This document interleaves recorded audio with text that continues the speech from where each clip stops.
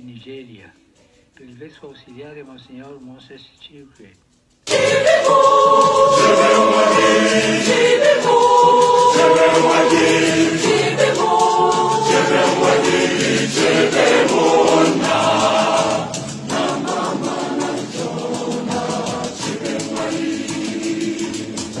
What would you do if men with guns stopped your car, pulled you out in broad daylight and told you, "Get in or you die"?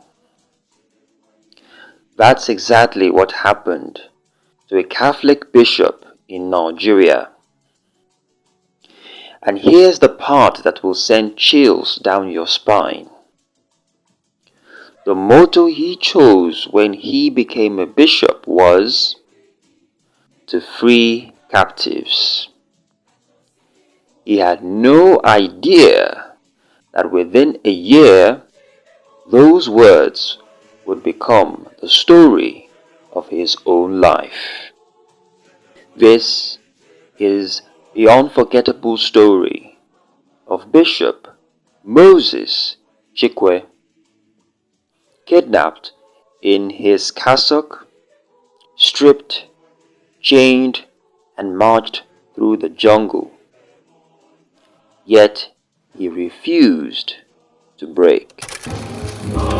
Moses was the last of 10 children, born in 1967, just before the Nigerian Civil War.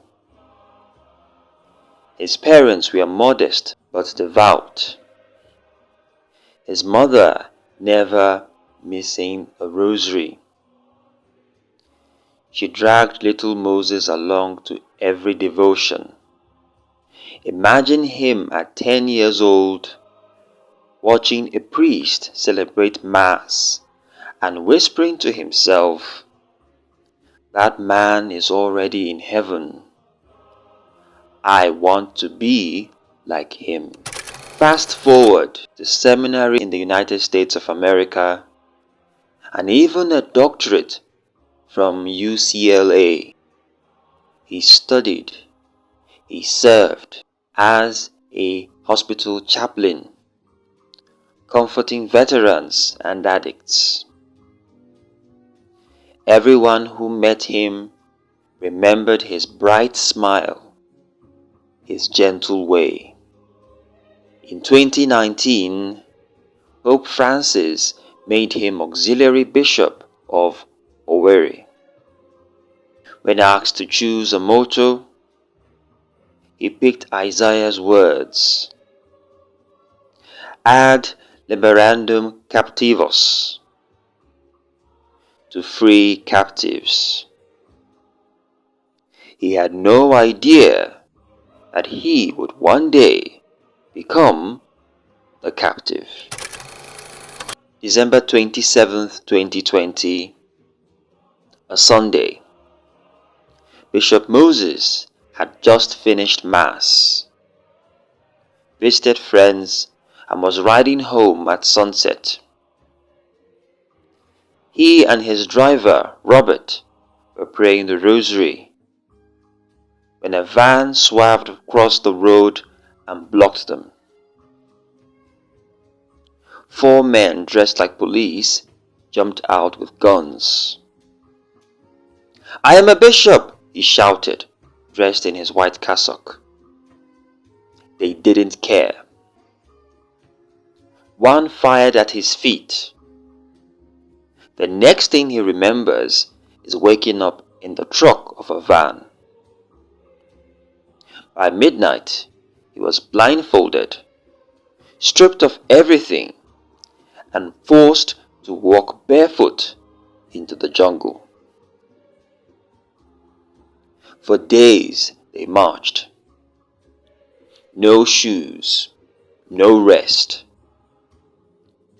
Whenever they stopped, chains. When they slept, it was on a car cover thrown on the ground. That first night, Bishop Moses couldn't eat. He was angry. he was terrified. His driver, Robert, had 4 little children at home.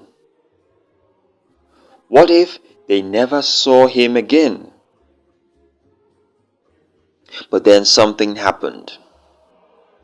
Something he calls the saving grace.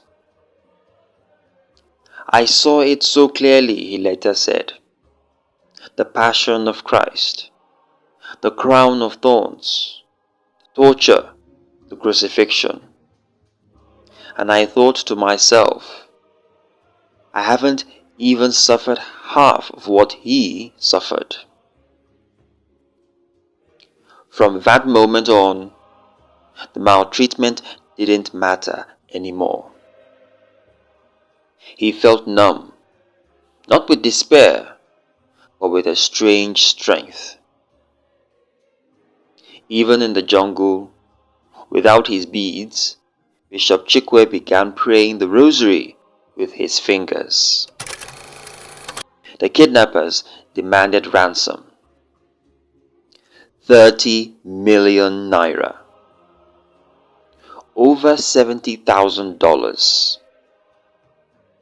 The church refused.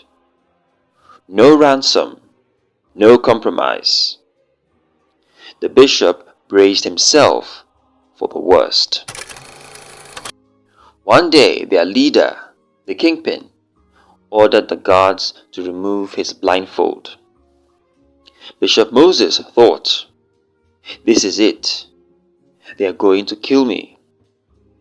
Why else would they let me see his face? But instead, the man said words no one expected. I'm sorry. This was a mistake. I entered this life out of anger and frustration. Please forgive us. He even gave the bishop water. And then, get this, the men knelt down in the jungle and asked for his blessing. I forgive all of you, the bishop told them. And if I've wronged you in any way, forgive me too. On New Year's Day, 2021, they dropped him and his driver off in Owerri. Barefoot, dirty, unrecognizable, but alive. Do you know what day it was? The feast of Mary, Mother of God. The very day the church honors the Blessed Virgin. The same mother he had prayed to with his beads just before he was kidnapped. When he walked back into his parish church that Sunday, the applause shook the walls. People wept, and the bishop sang a hymn of thanksgiving, tears running down his face.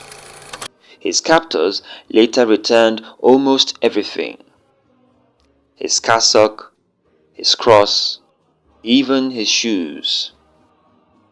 They only kept his ring and his watch.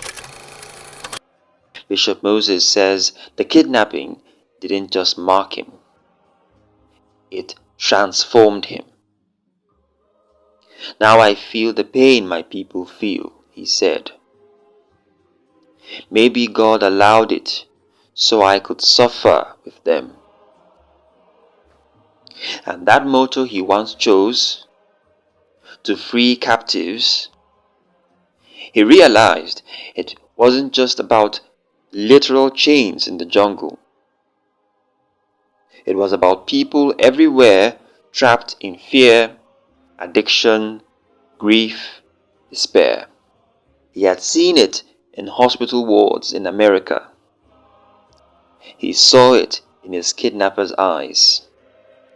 And he sees it now in his people in Nigeria. So here's the real miracle.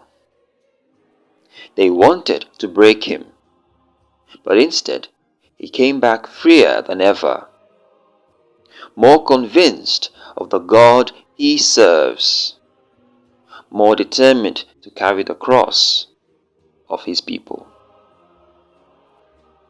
And maybe that's the lesson for us too.